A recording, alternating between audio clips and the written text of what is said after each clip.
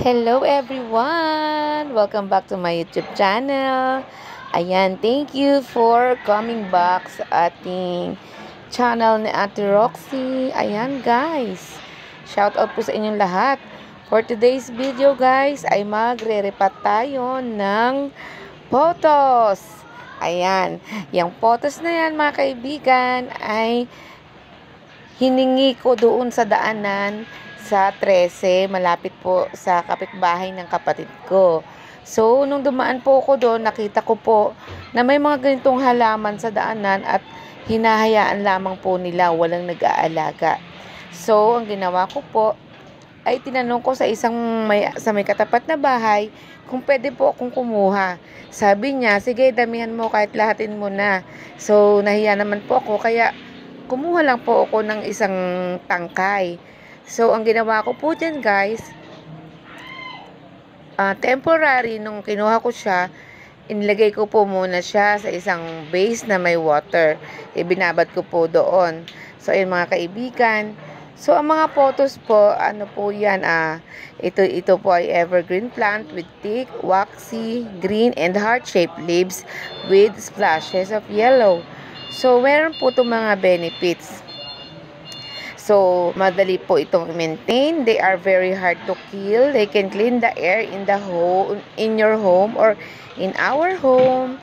And they can handle low sunlight. They can increase indoor humidity. And they don't actually need to soil to grow. They are great plants for feng shui. So, ibig sabihin, lucky plant po siya. Isa po siya sa lucky plant. So, they are easy to propagate. So, this time, nag-try tayong i-propagate ang ating photos. So, ayan po. So, may iba-iba pong klase ng photos. So, meron po tayong tinatawag na Epipremnum aureum na hardy indoor na plant po, na photos. So, ayan po isang sample. So, itong aking nakuha, hindi ko po alam kung anong klaseng photos po ito. So, ang pagkikare po ng photos, kailangan daw po ay light to medium shade lang po. So, yun po, best describe po sa east or west facing the window po yung location niya. And then, allow po the soil to dry out slightly between each watering.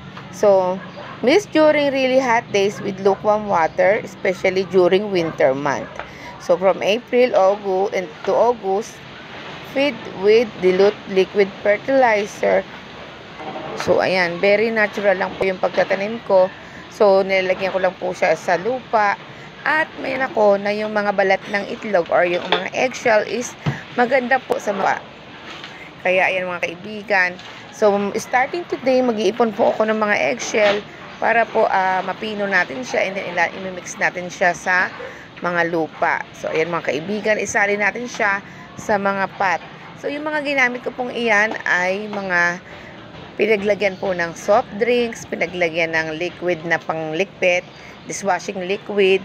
So, ayan yan. At pinaglagyan ng mga mantika or cooking oil. So, napakinabangan natin yung mga lagayan na yan. So, mga kaibigan, so, ayan po, mapansin nyo, nakabuo ko ng 6 na lagayan. Kaya po, ang mangyayari dyan, yung matitira po na dahon ay ilalagay natin sa isang malaking lagayan. Doon muna sila po temporary pagsasamahin. So, hopefully po ay makabuhay tayo ng photos.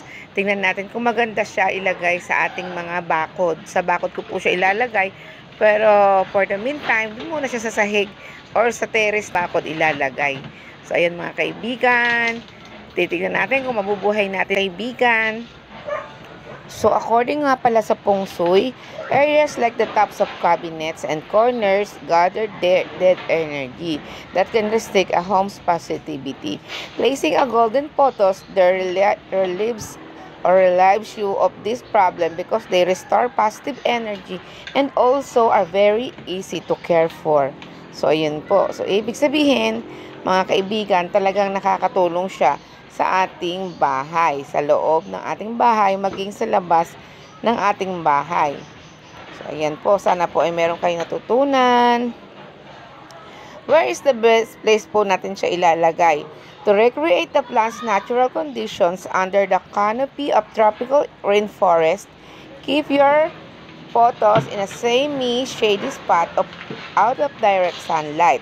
So avoid a south-facing window, but the photos still like the morning and evening sunlight.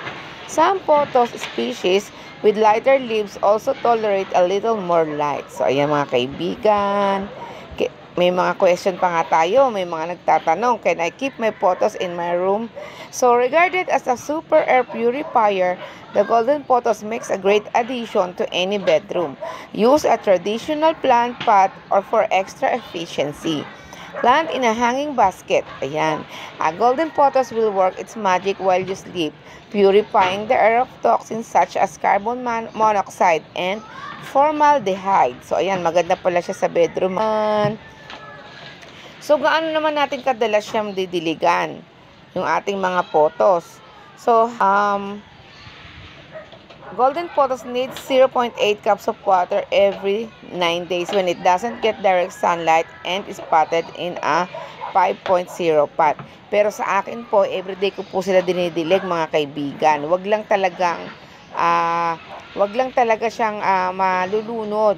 So, makikita naman natin yun kung malulunod yung ating mga photos. So, ayan. So, yung mga photos natin po ba, pwede nating linisin or ilagay sa mga kitchen. Yes, photos are ideal houseplant, including for in your kitchen, as they don't require much sunlight and has very few needs. Ayan. Not only is it okay to sleep with most types of plants in your bedroom, it may actually beneficial. So, pwede po siya nating ilagay sa ating mga bedroom. So, ayan mga kaibigan, that's all po para sa ating photo. Sana po kayo ay may natutunan. So, ayan po, continuous lang ang ating pag-re-repack ng ating photos.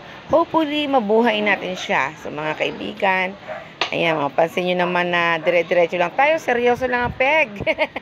Seryoso si Ate Roxy. Ayan, mga kaibigan. So, ayan, ilan na ba yung naisalin natin or naripat natin? 1, 2, 3, 4, 5. Pang 5 pa lamang po yan. So, mga kaibigan, mega love shout out niyo lahat sa mga nanonood. Ngayon gabi ng ating premiere or this morning sa ibang bansa. Mega love shout out to all the viewers, to all the silent viewers, and also especially to all the subscribers. And I would like to say thank you sa mga membership ng ating mga friends, kay Ma'am Brit Pinay Journey, Sis Mabuhay Channel HK, Kambal Yamenset, Ate Nits TV, Mami Ams TV, sino pa ba? Ate Vilma Landicho Vlogs, Ate Annalyn TLs. Ayan, salamat po sa pa-member nyo, kay Ate Roxy. So, ayan mga kan. So, nagkaroon na tayo ng 1, 2, 3, 4, 5, 6 na po yung naripat natin. So, kumuha lang po ako ng isang lagayan para sa mga remaining leaves natin. So, ayan mga kaibigan. May natira pa kasing may mga remaining leaves pa po dyan na maliliit na inilagay ko sa isang pot para po dun po sa lagayan ng Wilkins na tubig. So, ayan po, pinutol ko po siya, kaya medyo natagalan ako. Ayan, pinutol ko siya para po mailagay natin ang ating mga remaining leaves para hindi sila masayang. So, subukan natin na siya ay mabuhay. So, ayan mga kaibigan, maraming thank you po sa panonood. Nga pala, if you are not yet subscribed to my channel, so please like, put comment or leave a comment so I can return you. I can go to your channel. So, thank you very much. And then, tap the subscribe button and also the notification bell all. Ayan po, para lagi po kayong updated sa aking mga i-upload na video. So, ayun po, again, thank you very much. Ayan, natapos na po natin. After na natin yung mailagay lahat-lahat, yan po, ilalagay natin doon sa labas. So, ayan, makikita niyo mga kaibigan. Merong 4 na natirang maliliit. Yan po yung dulong part ng halaman. So, ayan, shout out sa lahat po nanonood ng premiere. Thank you very much.